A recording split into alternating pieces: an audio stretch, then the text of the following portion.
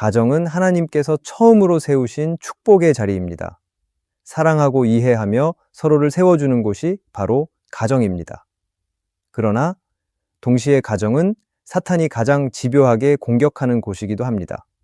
겉으로 보기에는 단순한 갈등이나 오해처럼 보일 수 있지만 그 안에는 우리 가정을 무너뜨리려는 보이지 않는 영적 공격이 숨어 있을 수 있습니다. 에베소서 6장은 우리의 씨름이 혈과 육이 아니라 어둠의 권세와의 싸움이라고 말합니다. 가정 안에서 일어나는 수많은 다툼과 상처들을 사람의 시선만이 아니라 영적인 시선으로 바라볼 필요가 있습니다. 가정 안에 있는 문제를 단순한 성격 차이나 상황의 문제로만 여기는 것이 아니라 가정을 무너뜨리려는 영적 공격이 있을 수 있다는 사실을 분별할 수 있어야 합니다. 오늘은 가정 안에 숨어 들어오는 영적 공격을 어떻게 분별하고 그것을 막아내며 건강한 가정을 세워갈 수 있을지 함께 살펴보려 합니다. 화목한 관계를 넘어서 영적으로 건강한 가정을 세우는 것이 얼마나 중요한지 말씀을 통해 함께 깨닫게 되기를 바랍니다. 첫째, 가족을 통해 자신을 인정받으려 하는 것을 조심해야 합니다. 가정은 사랑을 나누는 곳입니다. 서로를 이해하고 지지하며 힘든 순간에는 위로하고 세워주는 것이 가정의 역할입니다. 그러나 사랑받고 싶은 마음이 잘못된 방향으로 흐르기 시작하면 가족 안에서도 인정받기 위한 경쟁이나 갈등이 일어날 수 있습니다. 처음에는 작은 기대였지만 시간이 지나며 점점 가족의 말과 행동을 통해 스스로를 평가하게 되고 기대에 미치지 못하면 실망하고 상처받게 됩니다. 결국 가족을 있는 그대로 사랑하기보다 가족을 통해 스스로를 확인받으려는 마음이 자리 잡게 될 수 있습니다. 성경을 보면 사울 왕이 이런 모습을 보여줍니다. 사울은 처음에는 겸손한 사람이었습니다.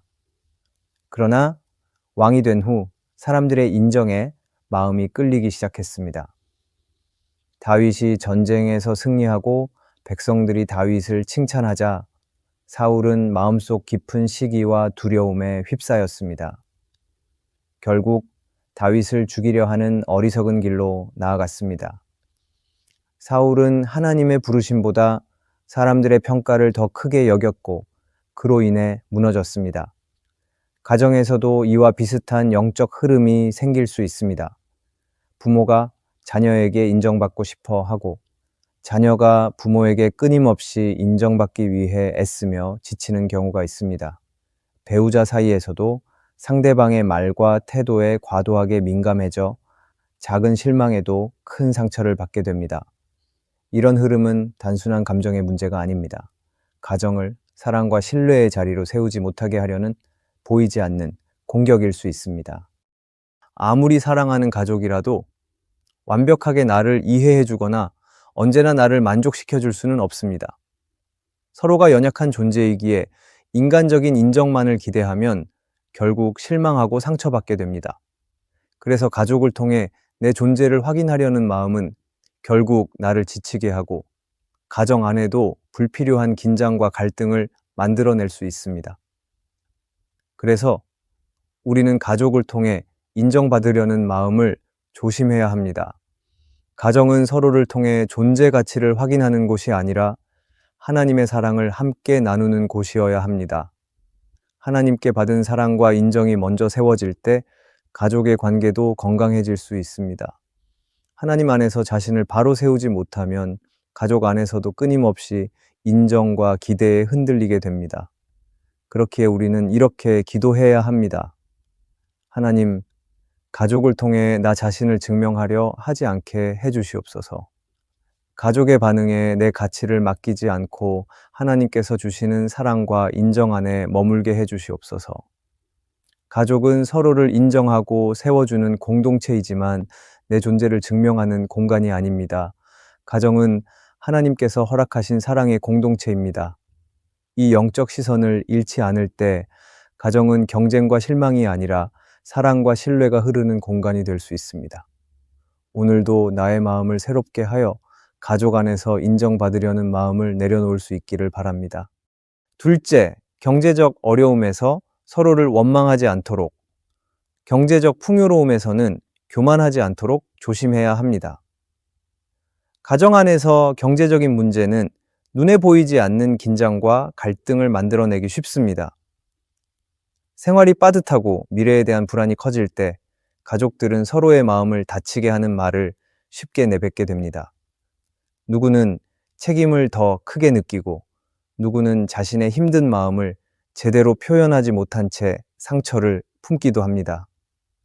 작은 오해와 서운함이 쌓이면 경제적인 어려움은 단순한 문제를 넘어 가족 사이를 멀어지게 만들 수 있습니다. 경제적인 어려움은 서로를 탓하고 원망하고 이런 말을 할 수 있습니다. 당신이 제대로 하지 않아서 이렇게 된 거야. 조금만 더 노력했으면 이런 일은 없었을 텐데. 이런 말들이 오고 가면서 가정 안에는 불신과 분노가 자라나게 됩니다. 그러나 문제의 본질은 서로를 탓하는 데 있지 않습니다.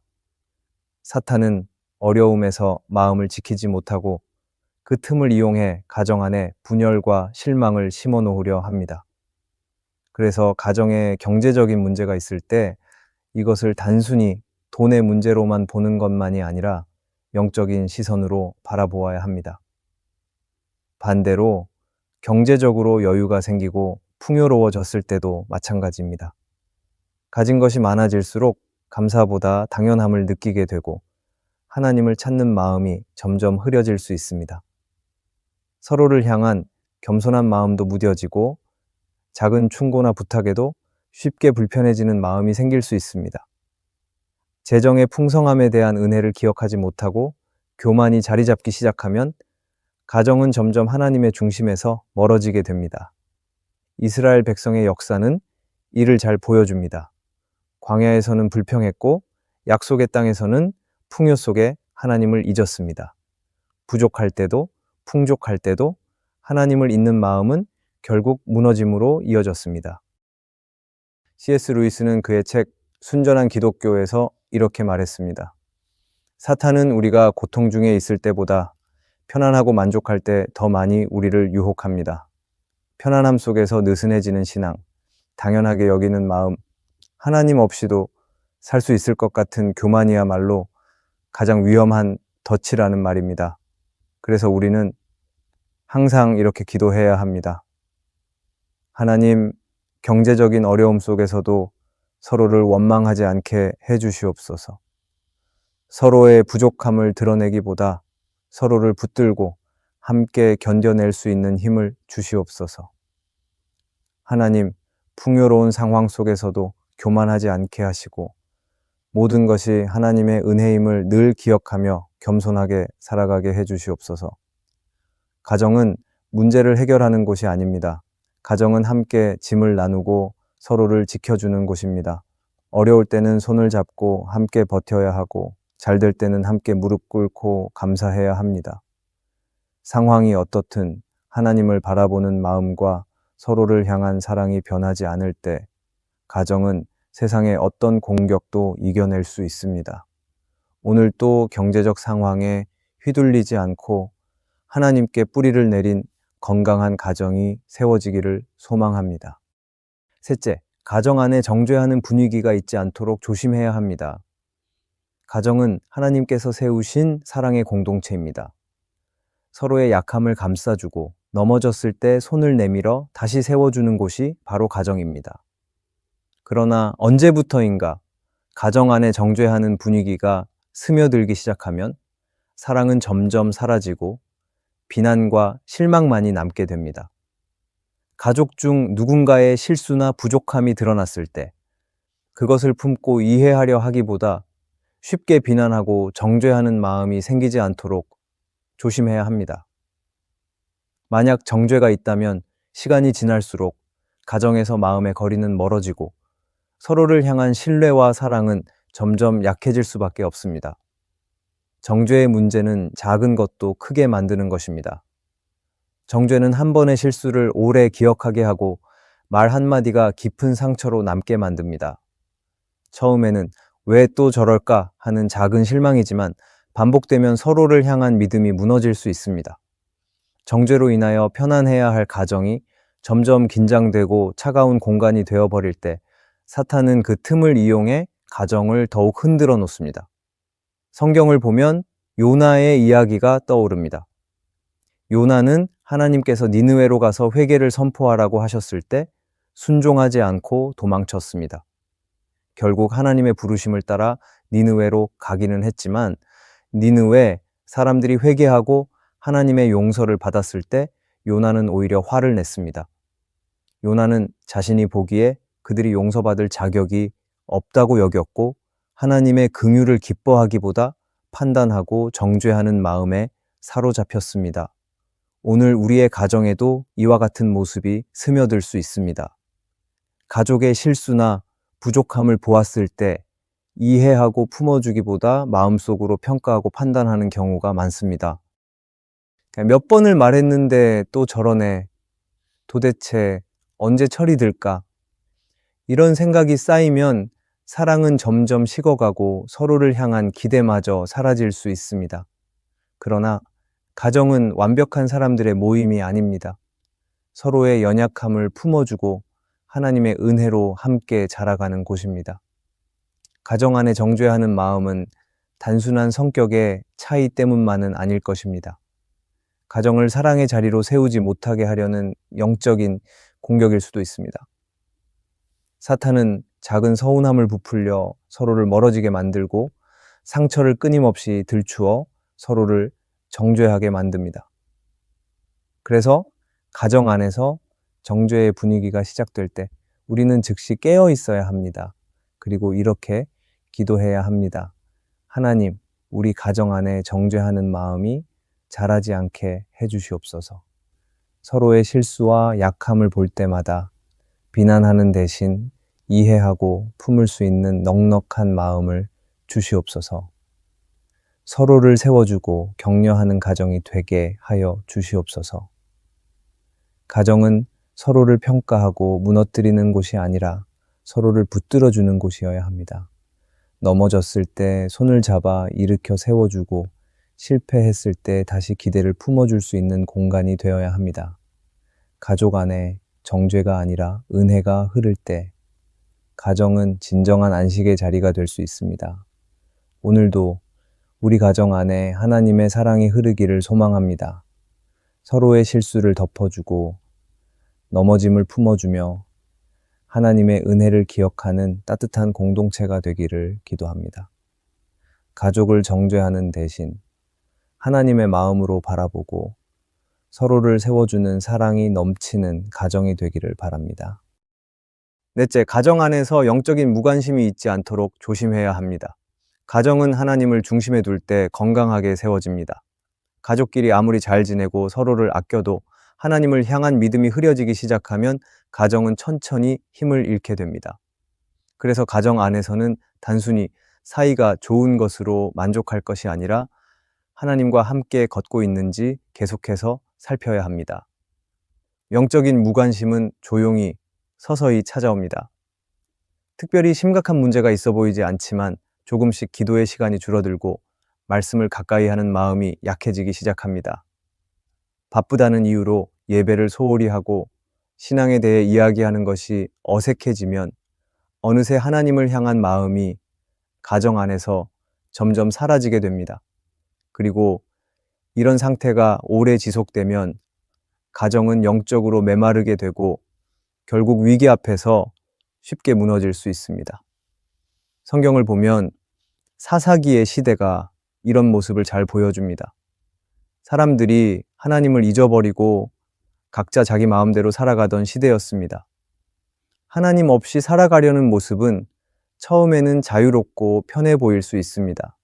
그러나 결과는 혼란과 아픔뿐이었습니다. 가정도 하나님 없이 스스로 잘 살아갈 수 있을 것 같아 보이지만 시간이 지나면 서서히 영혼이 지치고 관계가 약해지기 시작합니다. 가정 안에서 영적인 무관심이 시작될 때 나타나는 가장 큰 특징은 신앙적인 대화가 점점 사라진다는 것입니다. 서로를 사랑하지만 하나님에 대해서는 이야기하지 않고 삶의 고민은 나누지만 믿음에 대한 고민은 꺼내지 않습니다. 주일에 예배를 드려도 주중에는 하나님을 찾지 않는 시간이 길어집니다. 신앙이 일상의 중심이 아니라 한켠으로 밀려나는 것입니다. 이것이 바로 영적인 무관심의 시작입니다. 처음에는 조금 바쁘니까 어쩔 수 없지라고 생각할 수 있습니다. 하지만 그렇게 한 번, 두 번 신앙의 자리를 미루다 보면 하나님께 드리는 마음은 점점 식어버리고 맙니다. 그리고 그 틈을 사탄은 놓치지 않습니다. 하나님과 멀어진 가정에는 세상의 걱정과 두려움이 쉽게 들어오고 서로를 향한 신뢰와 사랑도 점점 메말라가기 시작합니다. 그래서 우리는 깨어 있어야 합니다. 가정 안에 신앙이 살아있도록 힘써야 합니다. 가족과 함께 기도하고 짧은 시간이더라도 말씀을 함께 나누고 서로를 위해 축복하는 작은 기도를 이어가야 합니다. 완벽할 필요는 없습니다. 중요한 것은 하나님을 향한 마음이 가정 안에 살아있도록 지키는 것입니다.